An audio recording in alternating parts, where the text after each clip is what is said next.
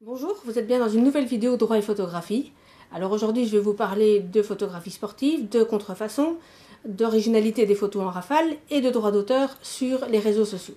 A tout de suite.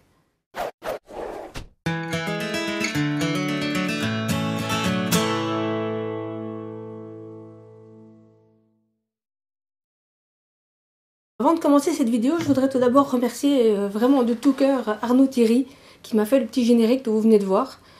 Parce que moi, le générique, c'est pas mon truc. Donc, grand merci Arnaud. Vous pouvez suivre Arnaud sur sa chaîne qui s'appelle le Studio de Poche, ou bien aussi Astronogeek, il en a deux. Il est très très actif, et puis là, merci beaucoup pour ce travail, et puis ce petit coup de pouce.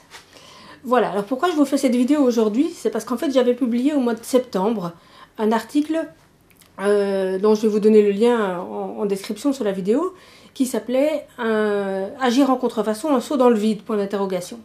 Et cet article a eu beaucoup de succès, mais en même temps, je me suis aperçue qu'il y avait quand même encore pas mal de gens et pas mal de photographes qui n'aiment pas lire. Et donc, j'ai souhaité faire cette vidéo pour synthétiser les informations de cette jurisprudence, parce que vous verrez que le photographe et son avocate, c'était pas moi qui le défendais, il avait une avocate à Paris, ont vraiment très très bien manœuvré dans cette affaire et sont parvenus à un jugement qui est vraiment excellent et qui est surtout très encourageant et rassurant à une période où les jurisprudences ne sont pas toujours faciles à décrypter ou même à comprendre. Alors de quoi s'agissait-il? Un photographe avait organisé une séance photo avec un sportif qui fait du wingsuit. Il s'était donc rendu sur le pic du Midi et le sportif avait sauté de la falaise, d'où le nom de l'article que j'avais publié. Le photographe, lui, était en contrebas et avait pris une série de photos, dont celle que vous voyez à côté de moi maintenant. Ce photographe hollandais, qui s'appelle Steven Wassenaar, s'était ensuite aperçu quelques mois plus tard qu'un site internet utilisait cette photo en illustration d'un article, et évidemment sans son accord et en plus sans son nom.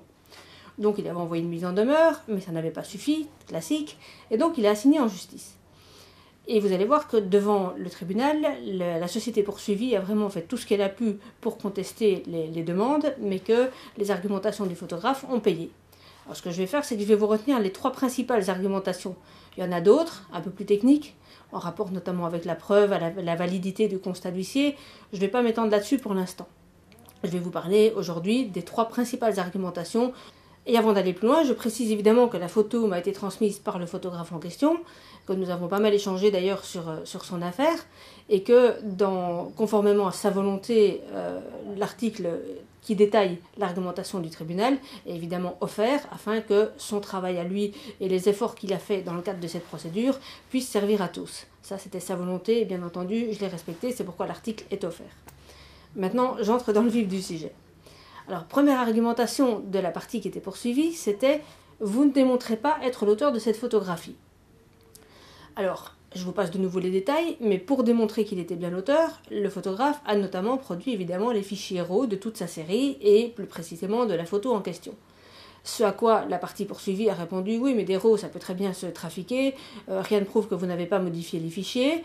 Et pour appuyer encore son argumentation, il a alors transmis aussi les emails qui avaient été envoyés par ses soins aux sportifs et je crois aussi à un autre intervenant lors du shooting photo, juste après la séance, donc le temps qu'il les post-traite, pour démontrer que c'était bien lui qui était en possession des fichiers au moment où la séance venait de se terminer.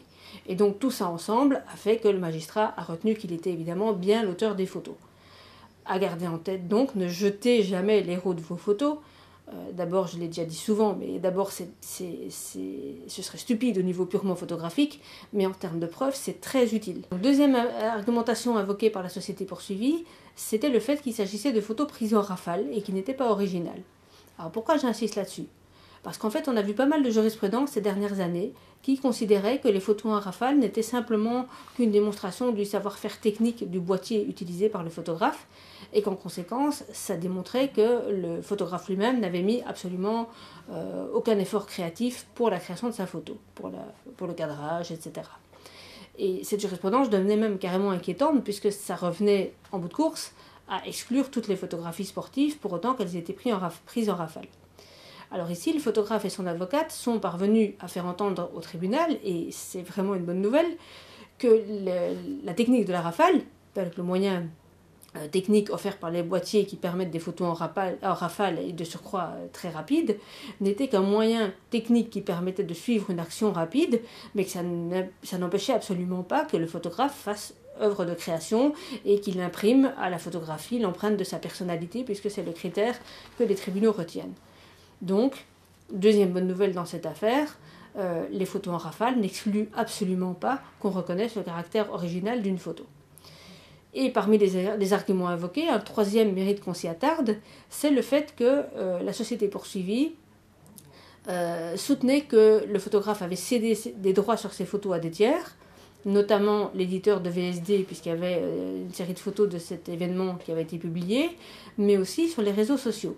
Et évidemment, argument classique, il sortait des conditions générales de Facebook en venant expliquer qu'en mettant la photo sur le réseau social, le photographe avait cédé inexorablement et définitivement tous ses droits sur la photo. Et là, le tribunal rappelle, et là heureusement il n'est pas le seul, que le fait de publier une photo sur un réseau social n'autorise absolument pas les autres inscrits du même réseau social à reprendre la photo pour la publier ailleurs. Donc ça, c'est une mise au point qui est toujours très utile parce que ça fait partie des arguments qu'on entend le plus souvent. Publier une photo sur un réseau social ne donne absolument pas le droit aux autres utilisateurs du réseau de s'emparer de la photo pour la publier ailleurs. Voilà. Donc un jugement vraiment très intéressant.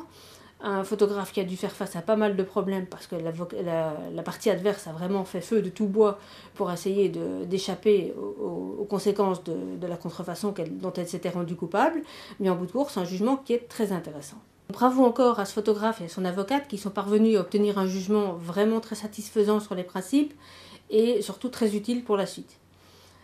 Je mets en lien sous cette vidéo le lien vers l'article complet où vous pourrez lire toute la motivation des magistrats sur les points que j'ai évoqués, mais aussi sur des aspects que je n'ai pas évoqués dans cette vidéo. Je vous conseille vraiment de le lire, ce sera déjà une façon de remercier ce photographe d'avoir partagé son affaire, son expérience et ce jugement avec vous. Et je vous souhaite une bonne lecture.